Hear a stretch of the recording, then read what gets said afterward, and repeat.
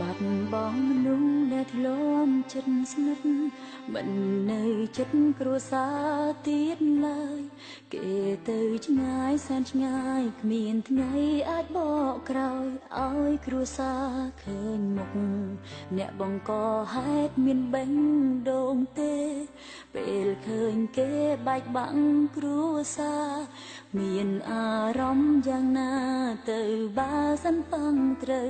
លើគ្រួសារអ្នកវិញចង់សងអ្វីចង់សងអ្វីទោះជាចង់សងអ្វីក៏មិនអាចឡើយគេនោះគឺស្លាប់មិនមែនគេឡើយប្រព័ន្ធដងហើយក៏មិនលឺផឹកស្រវឹងប្រឹងបើកបរ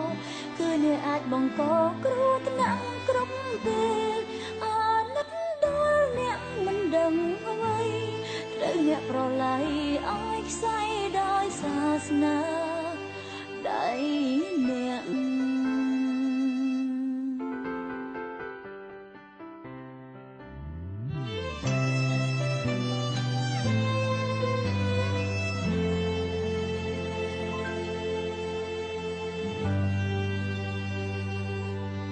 បាត់បង់មនុស្សដែលធ្លាប់ចិត្តស្និទ្ធមិននៅចិត្តគ្រួសារទៀតឡើយគេទៅឆ្ងាយសែនឆ្ងាយគ្មានថ្ងៃអាចបកក្រោយឲ្យគ្រួសារឃើញមុខអ្នកបង្កហេតុមានបេះដូងទេ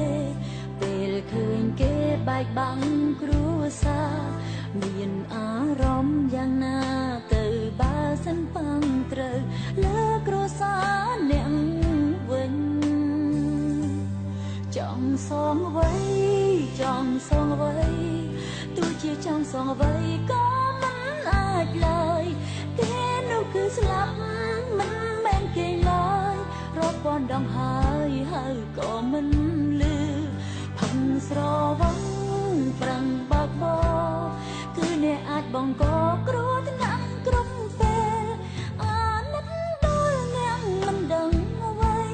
ត្រូវអ្នកប្រឡ័យឲ្យខ្សែដោយសាសនាដៃអ្នក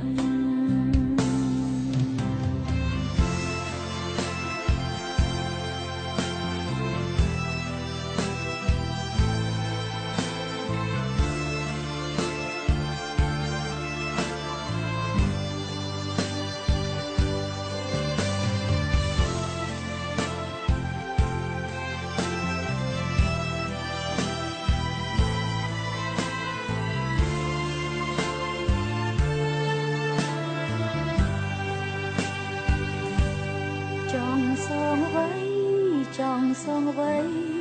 ទោះជាចង់សងអ្វីក៏មិនអាចឡើយគេនោះគឺស្លាប់មិនមែនគេឡើយរាប់ពាន់ដងហើយក៏មិនលឺផឹកស្រវឹងប្រឹងបើកបរគឺអ្នកអាចបង្កគ្រោះថ្នាក់គ្រប់ពេលអាណិតដល់អ្នកមិនដឹងអ្វីត្រូវអ្នកប្រឡ័យ